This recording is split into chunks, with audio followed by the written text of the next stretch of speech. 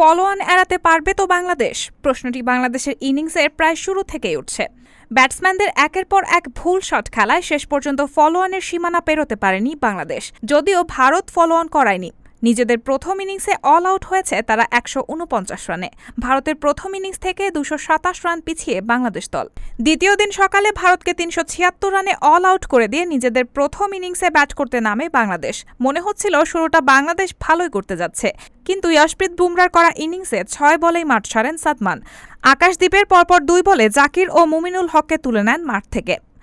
নাজমুল মুশফিকুর রহিমকে নিয়ে এরপর চেষ্টা করলেও ৪ রানের মধ্যেই ফিরে যান তারাও। নাজমুলকে মোহাম্মদ সিরাজ আর মুশফিককে তুলে নেন বুমরা।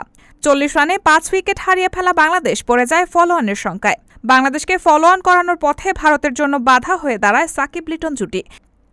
কিন্তু ভারতের বোলারদের পাতা ফাঁদে পা দিয়ে এক প্রকার আত্মহত্যা করে বাংলাদেশের শেষ ভরসাও শেষ করে দেন লিটন-সাকিবের দুজনেই। লিটনের আউটের পর উইকেটে আসেন মেহেদী হাসান মিরাজ। বাস্তব বিবেচনায় ভারতের ফলো অন এড়াতে ভরসা করার মতো শেষ জুটি ছিল সাকিব-মিরাজ, কিন্তু লিটনের আত্মহত্যা থেকে কিছু শেখেননি সাকিব। আউট হয়েছেন লিটনের চেয়েও বেশি আত্মঘাতী শট খেলে। ৯৪ রানে পরে বাংলাদেশের সপ্তম উইকেট।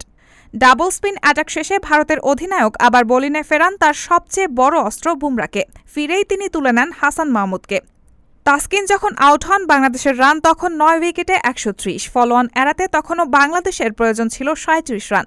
শেষ পর্যন্ত সেই প্রহর গণা শেষ হয় সিরাজের বলে নাহিদ রানা ইনসাইড এজ হয়ে বোল্ড হয়ে ফিরলে। রায়হানা মুন, সবার কথা।